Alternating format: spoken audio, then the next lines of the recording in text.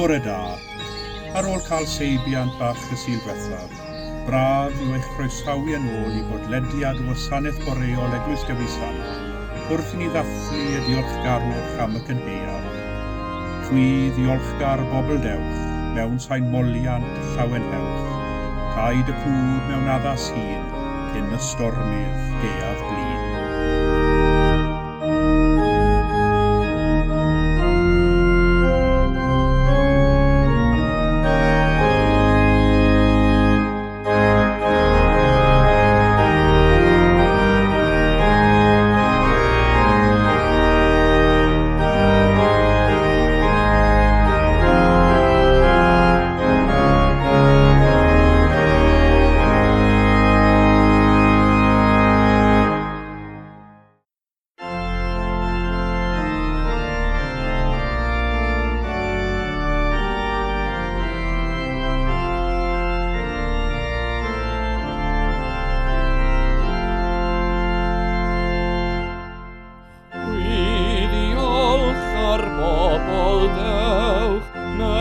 Sain moliant llawen hewch, caid y cnwd mewn addas hun, cyn y stormydd gaeaf blin. Dyw a drefnodd yn ddibaid i gyflawni eich odwraid, codewch i'w gemlan, hyd na'r chefwch iddo gan. Maes i godi ffrwyth i ddiw, clod a mawla diolch gwyw, a diw'r faiar yn ddimaid ac erfau wedi hau. Aneddfedor had ar awr, ddwys yr atgyfodiad mawr, ar glwy bywyd gad i ni fod yn Santaidd gnwd i ti. Wydd o mod a dawydydd,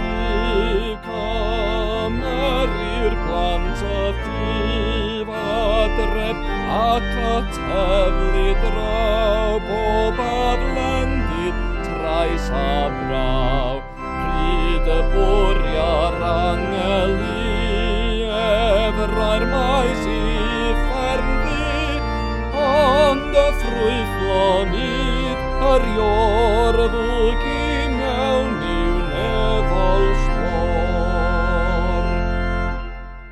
Clywodd yw trigareb, clywawl dy weision, weddus yw, casgler ior dy saint ynghyd, ac y diafol cawd a byd. Oed i bawb yn hemel nef, dyfaliannu ac un ddef, oed i fyrdd o hengyr glan, gan i lawr dy ddiolch gan.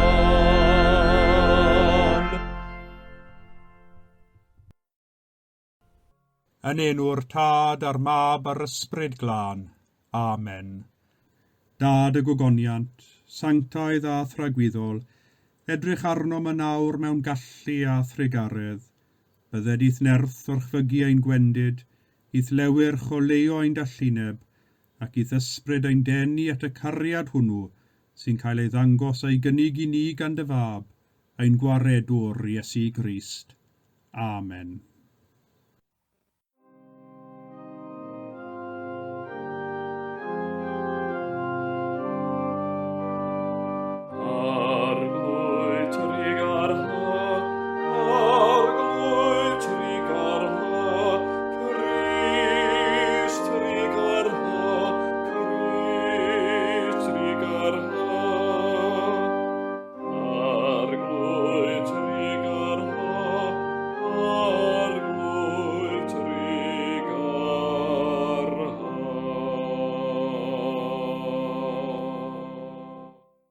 Cyffeswn yn ostyngedig ein pechodau, ger bron yr holl alluog Dduw.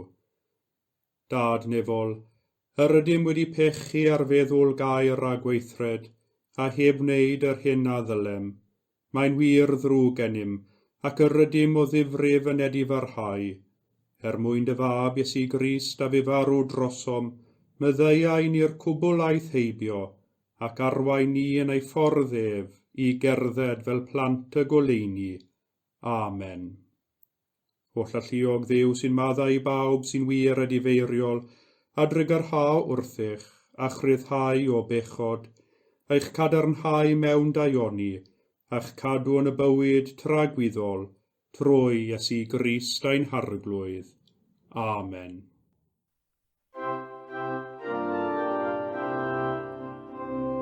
Gogoniant i Dduw, gogoniant i Dduw, gogoniant yn y goruchaf. Gogoniant i Dduw, gogoniant i Dduw, gogoniant yn y goruchaf. Gogoniant yn y goruchaf i Dduw, ac ar y ddaear tangnefedd i'r rhai sydd wrth ei fod. Molian nhw'n di ben di ffiwn di, a volwn di gogonefwn di, diolchwn i ti am dy fawr ogoniant, arglwydd Dduw frenin nefol, Dduw dad holl a lluog. O arglwydd unig fab Iesu Grist, o arglwydd Dduw o'n Dduw, fab y tad, sy'n dwyn amaeth bechod y byd, trigarhawr Dduw, trigarhawr Dduw, tydi sy'n eistedd ar fy heilaw Dduw dad, derbyn ein gweddi, derbyn ein gweddi. Oherwydd ti yn unig sy'n sanctaeth, ti yn unig yw'r arglwydd, ti yn unig o Grist gyda'r ysbryd glân, sydd forych am yng ngogoniant Dduw dad. Gogoniant i Dduw, gogoniant i Dduw, gogoniant yn y goruchaf.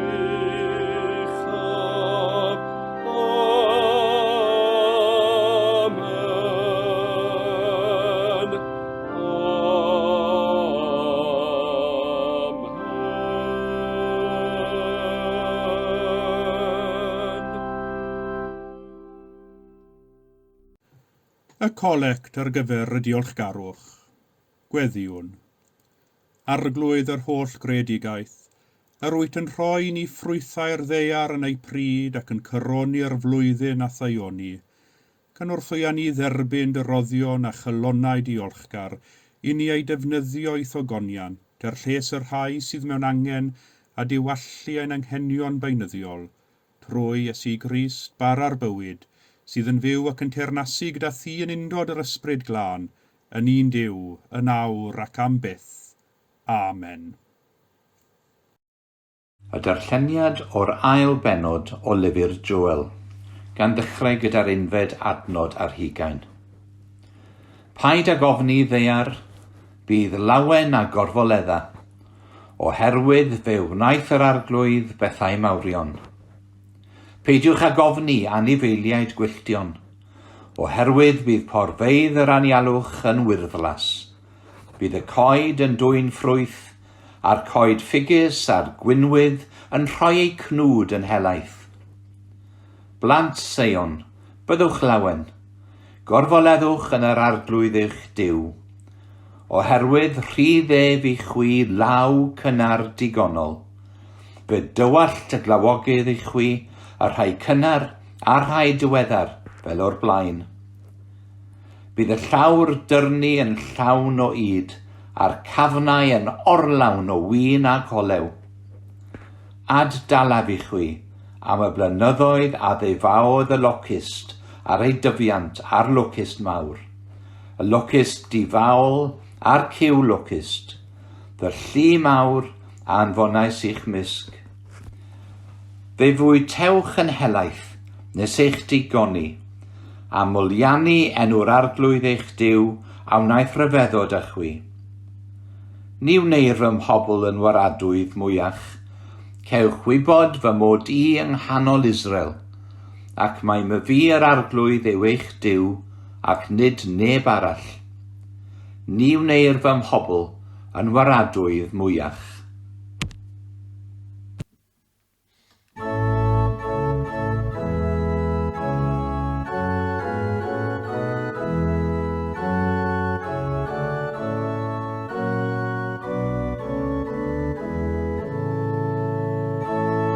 Pan adferodd yr arglwydd lwyfiant Seion, yr roeddem fel y rhai wedi cael iachad. Yr roedd ein genau yn llawn chwerthin, am tafodau yn bloeddio canu. Yna fedd wedi dymysg y cenhedloedd, gwnaeth yr arglwydd bethau mawr i fynd hwy.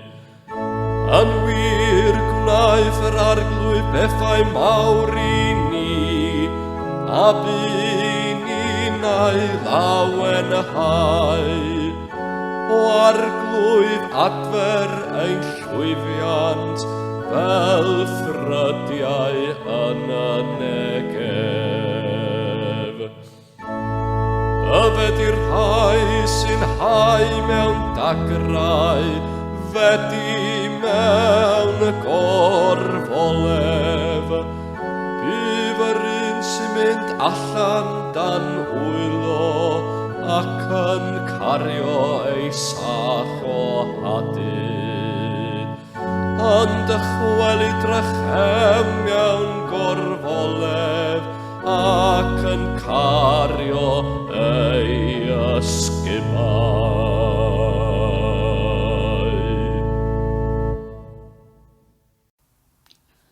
Gwrandewch Efengyl Crist yn ôl Sant Matthew, gogoniant i ti o arglwydd. Am hynny, rwy'n dweud wrthych, paidiwch â phryderu am eich bywyd, beth yw fwyta neu yfed, nac am eich corff, beth yw wisgo. Onid oes mwy i fywyd rhywun na bwyd, a mwy yw gorff na dillad.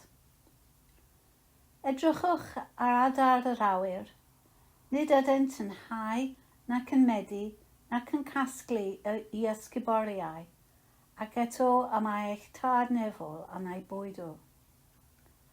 Onid ydych chwi yn llawer mwy gwerthfawr na hwy? Prin ohonoch a all ychwanegu un funud at ei oes trwy bryderu. A pham yr ydych yn pryderu am ddillad? Ystyriwch liliau'r maes, pa fodd y maent yn tyfu, nid ydynt yn llafurio nac yn nyddu. Ond rwy'n dweud wrthych, nid oedd gan hyd yn oed Solomon yn ei holl ogoniant wisg uwch amharu ag un o'r rhain. Os yw Duw yn dilladu felly laswellt y maes, sydd yno heddiw ac yfori yn cael ei daflu i'r ffwrn, ond nid llawer mwy y dillad â chwi o ychydig ffydd.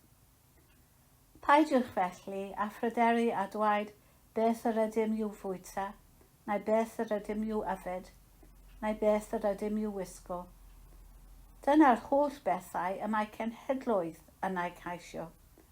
Y mae eich tad nefol yn gwybod fod arnoch angen y rhain i gyd.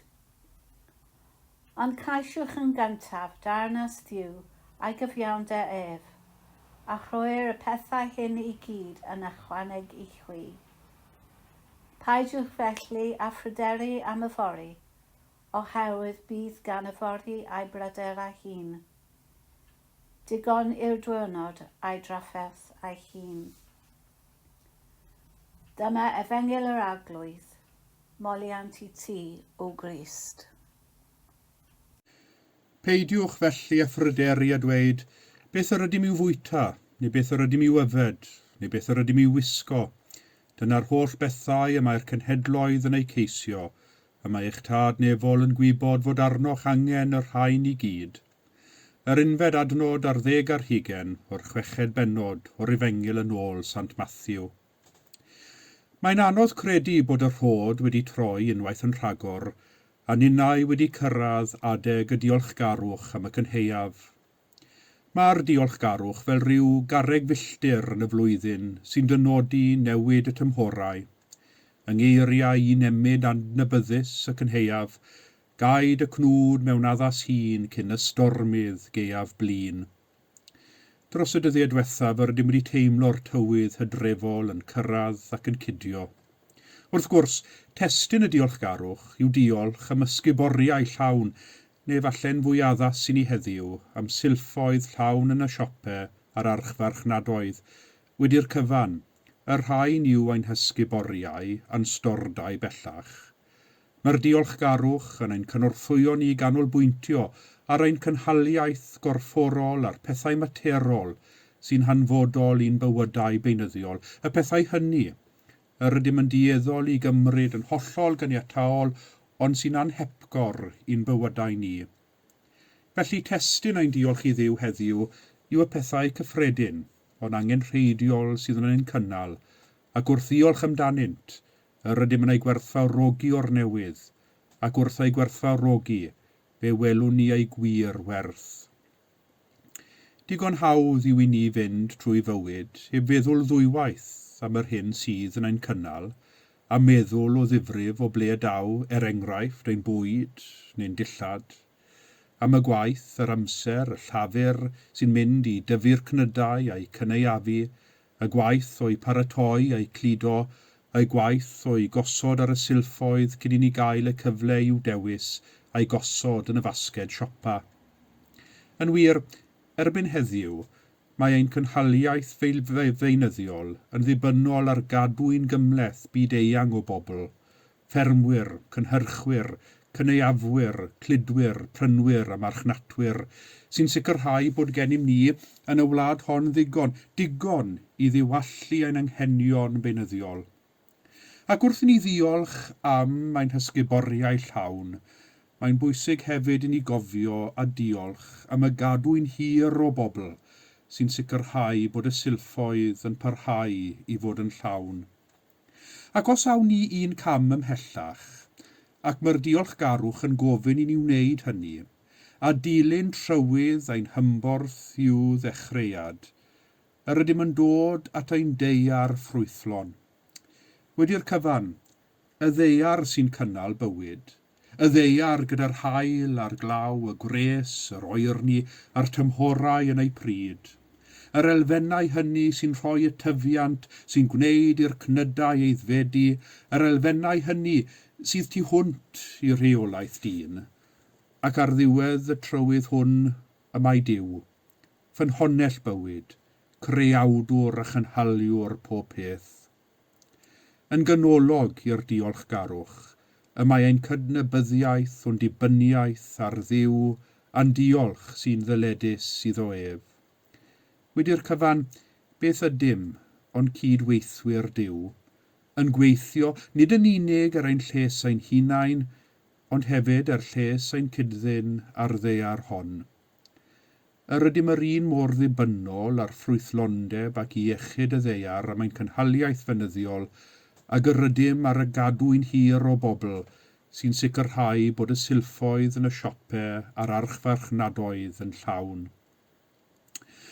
Wrth i effeithiau pellgyrhaeddol newid hinsawdd a gorddefnydd o adnoddau'r ddeiar ddod yn fwy amlwg, daw'r galw ar bawb i beidio a chymryd ein deiar yn gyniataol, ond i weithio i dorri lawr ar wastraff, i ddysgu troedio'n ysgafnach ar y ddeiar, ac i werthfawrogi a gweld gwerth ym mhob dim. Mae eleni wedi gweld tywydd eithafol mewn nifer o rhannau o'r byd, o lefogydd mewn rhannau o Ewrop, i'w res anioddefol yn rhannau eraill o'r byd sydd wedi bod yn andwyol i fywyd dyn ac yn ifael. Dim ond wrth i bawb gymryd eu cyfrifoldeb am ei defnydd o adnoddau'r byd, am ei modd lliniaru a rhai o effeithiau newid hinsawdd a'r niwed a wneir i'r greadigaeth trwy gamddefnydd a gorddefnydd o'r ddeiar a'i hadnoddau. Wrth gwrs, mae hyn oll yn hawdd iawn i'w ddweud, yn ystrydebol braidd erbyn hyn, ond nid hawdd bob tro i'w gwybod ble a sut i ddechrau. Dyna sydd ymal yn ein parlysu rhag gweithredu. Fe allwn ni gael ein llethu a'n perlysu gan bryder cyn i ni ddechrau, oherwydd bod y dasg yn edrych yn rhy fawr ac yn rhy anodd ac yn amosibl, ac felly dyn ni'n tueddol i wneud dim. Ond dwi'n credu bod gan yr Efengyl heddiw lawer i'n dysgu ni, a'n cynorthwyo ni yn ein gwaith o ddysgu sut i fod yn gydweithwyr gwell a Duw yn y cyfrifoldebau o ofalu am ei greadigaeth a thrwy ofalu am ei greadigaeth, gofalu hefyd am ein cydddyn ymhell ac agos. Fe ddaw y darn hwn o'r Efengyl yng nghanol y bregaeth ar y mynydd, a Iesu yn dysgu'r dorf am ofal a phryder.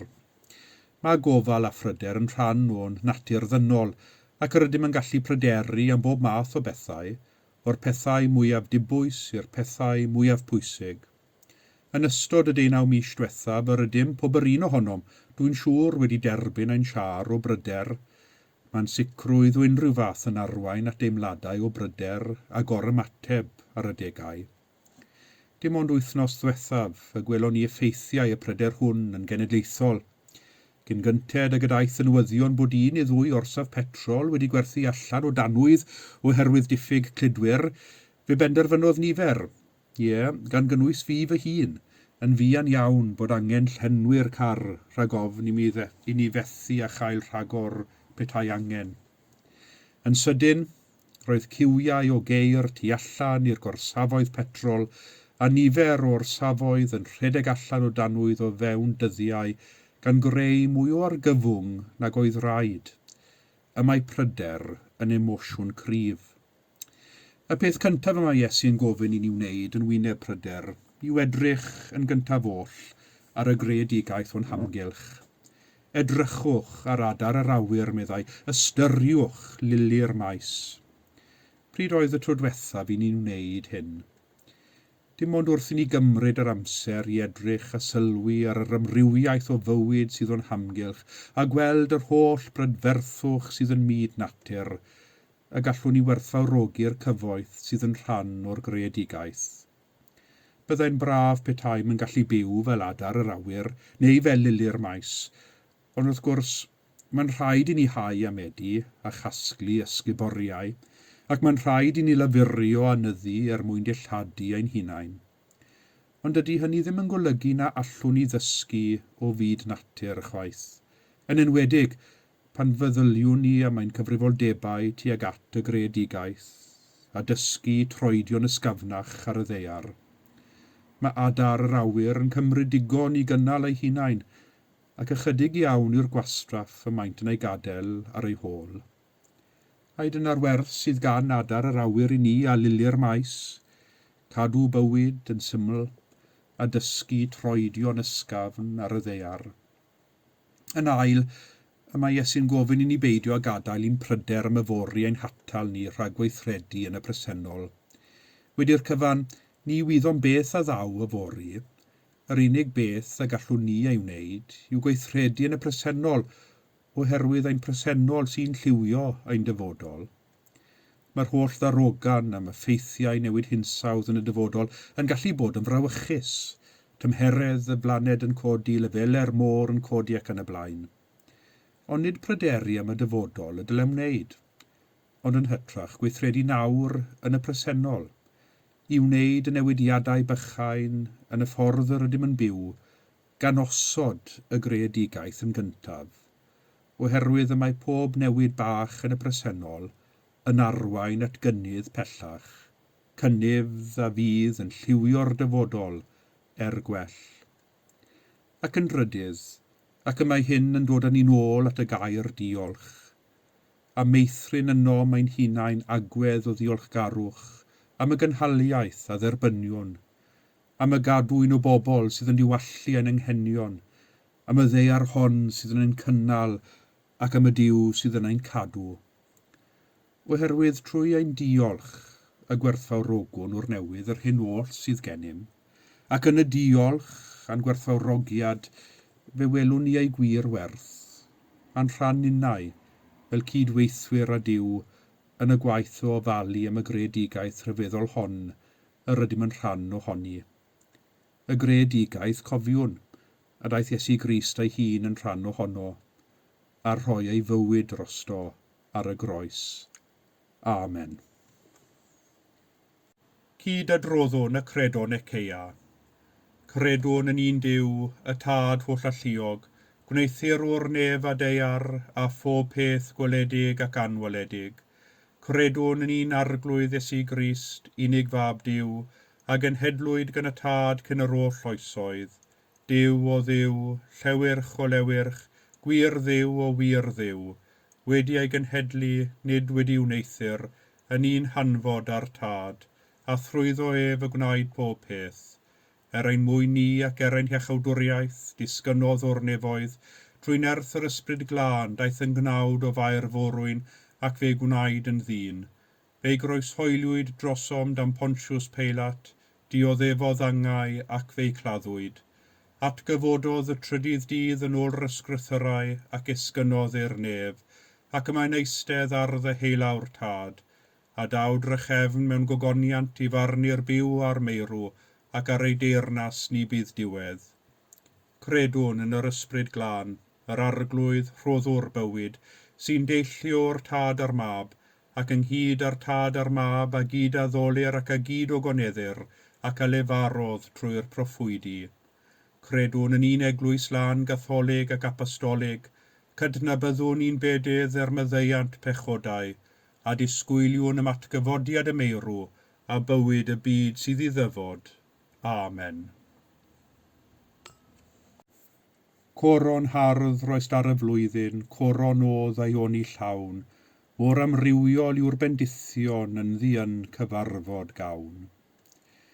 Gadewch i ni weddio'r Dduw, sydd yn arglwydd y Cynhaeaf ym mhob peth materol ac ysbrydol. Fel yr wyt ti wedi bendithio'r eglwys a hyleithrwydd o ras. Cadw hi'n ffyddlon wrth iddi offrymu gair a sacrament, gan wybod fod pob peth yn dod oddi wrth i ti ac yn dychwelyd ata ti. Anfon allan dy weithwyr i grynhoi Cynhaeaf y byd, fel bod eraill yn cael adnabod dy gariad. Arglwydd, yn dy drigaredd, gwrando ein gweddi. Gweddiwn dros bawb sydd yn gweithio mwyn bwydo eraill, a thros yr rhai sydd yn casglu Cynhaeaf y tir a'r môr. Gweddiwn dros yr rhai sy'n gweithio i brosesu a chludo ein bwyd, caniatáu y bydd nwyddau'r byd yn cael ei dosbarthu yn fwy teg. Arglwydd, yn dy drigaredd, gwrando ein gweddi. Dyrwy ni ein teuluoedd a'n ffrindiau, galonnau diolchgar am dy holl haelioni, a gofala am anghenion eraill. Bendithia bawb sydd yn llyfurio i roi prydau i'r tlawd a'r methedig yn y ddinas hon. Enwedig, gweddiwn am y dyfendith ar waith y banciau bwyd, canolfan yr hygyd, tŷ gobaith ac enfys gobaith. A thros yr rhai sy'n gweithio gyda ffwoduriaid a cheiswyr lloches yn y ddinas hon. Arglwydd, yn dy drigaredd, gwrando ein gweddi. Gweddiwn dros bawb sydd yn ywynog, yn dioddef oherwydd diffyg maith. Boed i adnoddau'r byd cael ei rhannu'n decach, a boed i bawb derbyn cyflog deg am ddywyrnod teg o waith. Arglwydd, yn dy drigaredd, gwrando ein gweddi. Wrth i ni gofio am bawb sy'n dioddef mewn corff, meddwl neu ysbryd. Gweddiwn dros bawb sy'n gofalu am eraill, enwedig yn ein cymunedau, trwy'r ysbytau, meddygfeydd, a hefyd y nyrsys a'r gofalwyr sy'n gweithio yn y gymuned. Arglwydd, yn dy drigaredd, gwrando ein gweddi. Diolchwn am yr ymadawiedig a gasglwyd wrth ofal di, dy roeddynt lawenydd ffydd sydd wedi cyrraedd ei lawn dŵdd yn dy deyrnas nefol di. Arglwydd, yn dy drigaredd, gwrando ein gweddi. O llalluog Dduw, sy'n dilladu'r lili a bwydo adar y nefoedd, sy'n arwain yr ŵyn i borfa a'r carw i lan yr afon, a gynyddodd y torthau a'r pysgod a throi'r dŵr yn wyn, arwain ni a bwyda ni, a newidia ni adlywyrchu gogoniant di, ein creuawdwr yn cynhaliwr, trwy Iesu Grist ein harglwydd. Amen.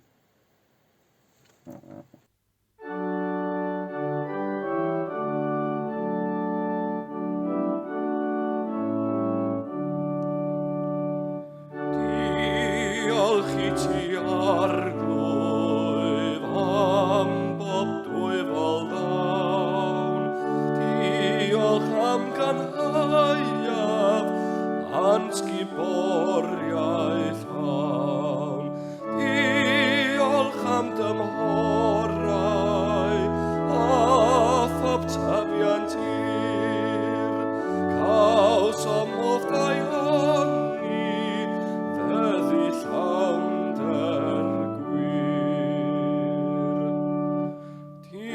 Diolch i ti arglwydd am amrywiol hyn ac am gynnyrch daiar mawr eiles airin.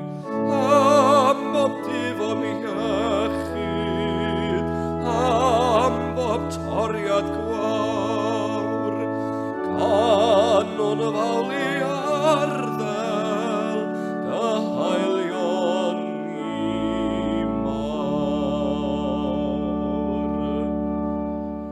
Diolch i ti arglwydd am ein cynnal ni, daeth ein holl gysuron o drigaredd di.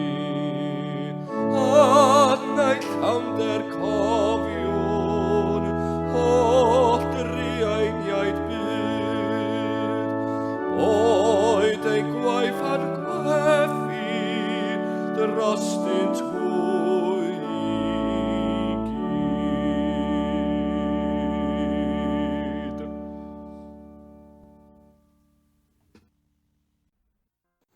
Y mae'r arglwydd yma, a mae ei ysbryd gyda ni. Dyrchefwch eich cylonau, yr ydym yn ei dyrchafu at yr arglwydd. Diolchwn i'r arglwydd ein Duw, iawn i'w rhoi ein diolch a'n clod. Iawn yn wir ein dyletswydd yn llawenydd bob amser ac ym mhob lle i'w diolch i ti, Dad Sanctaidd, o llalluog a byth fywiol Dduw, trwy Iesu Grist ein harglwydd, sydd trwy ei angau ei hun wedi dinistrio angau, a thrwy ei atgyfodiad i fywyd wedi adfer i ni fywyd tragwyddol. Felly, gyda'r llir ynghylion a holl gwmpaeni'r nef, gyhoeddwn o goniant denw ac ymuno â hwy yn ei hemyn di-derfyn o fawl.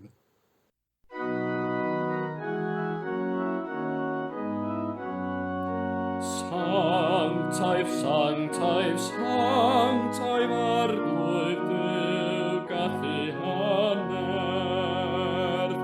Nefadau sy'n llawn o ddogoniant, llawn o ddogoniant.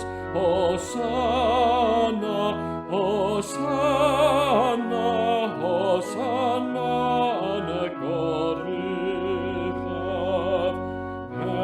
Bendigedig yw'r hwn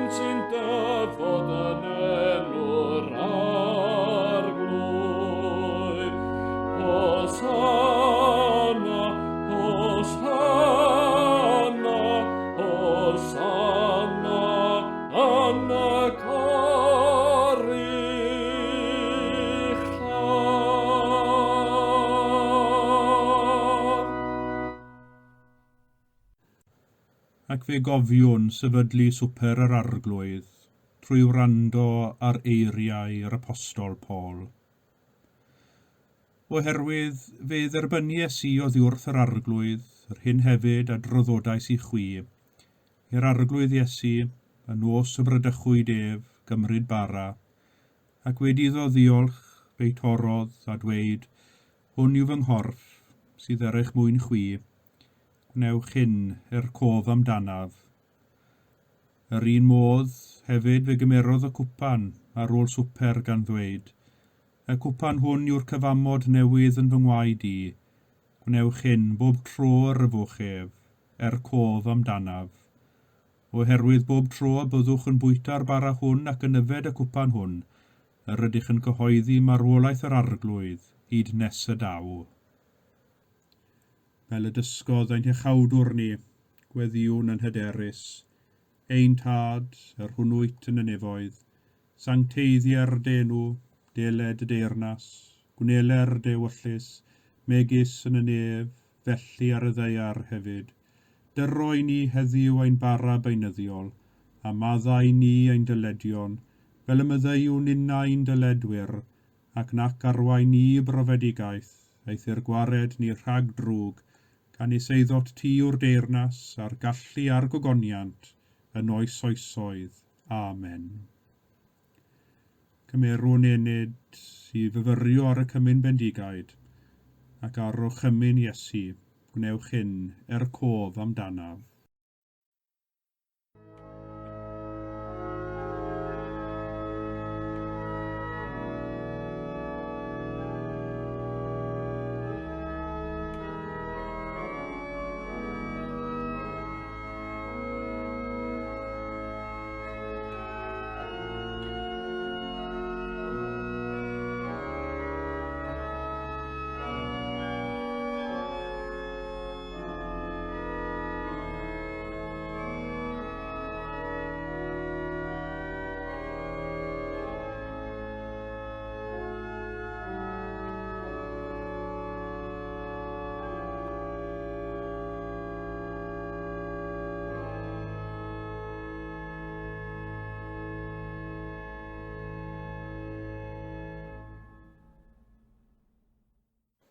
Ac felly gweddiwn gyda'n gilydd.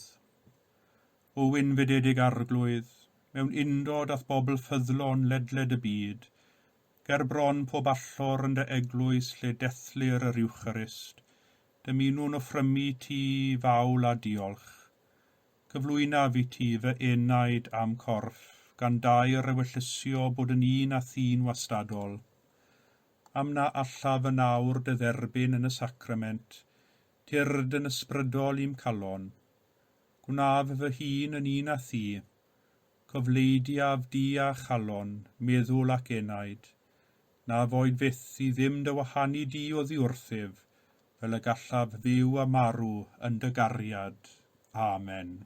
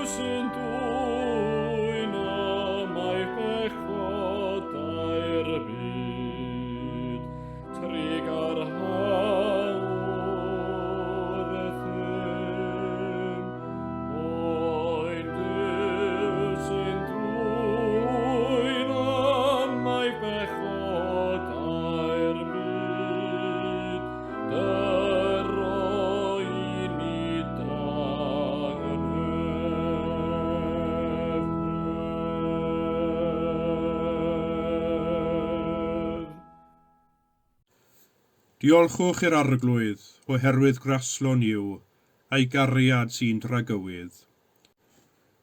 Gweddiwn gyda'n gilydd, arglwydd ac yn heiaf, yr ydym wedi offrymu diolchgarwch yn llawen am dy gariad yn dy greadigaeth. Trwy dy ras planen om y fath barch at bopeth yr wyt yn rhoi ni, fel y byddwn yn stiwardiad doeth o'r pethau da rydym yn ei mwynhau, trwy Iesu Grist ein harglwydd. Amen.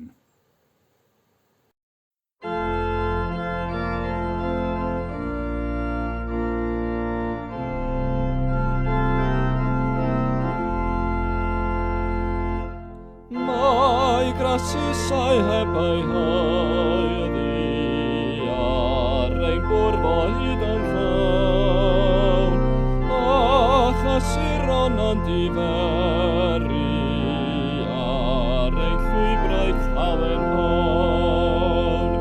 Nid oes brinder yn ein dilyn, a mae mor tu cefnir ffrwd, sydd yn coron i'r flwyddyn, sydd yn bendithio'i chnwd.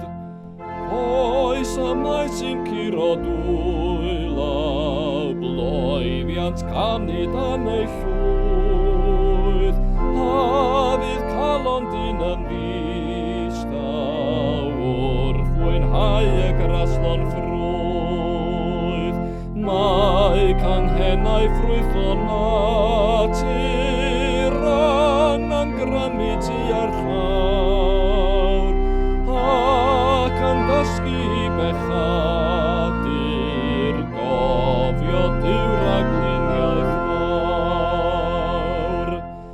Nid na mae ar fi'n cynllunio coron harfa flwyddyn hir, Hariad dwyfol sy'n disglairio ym mhob perlo honi'n wir.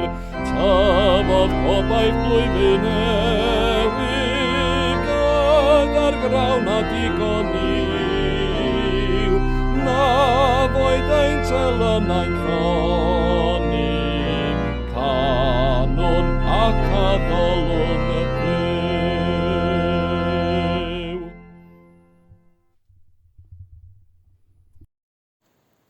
Bydded i dangnefedd Duw sydd uwchlaw pob deall, gadw eich calonnau yng ngwybodaeth a chariad Duw a'i fab Iesu Grist, a bendith Duw holl alluog, y tad y mab a'r ysbryd glân, a fo yn eich plith ac adrigo gyda chwi yn wastad.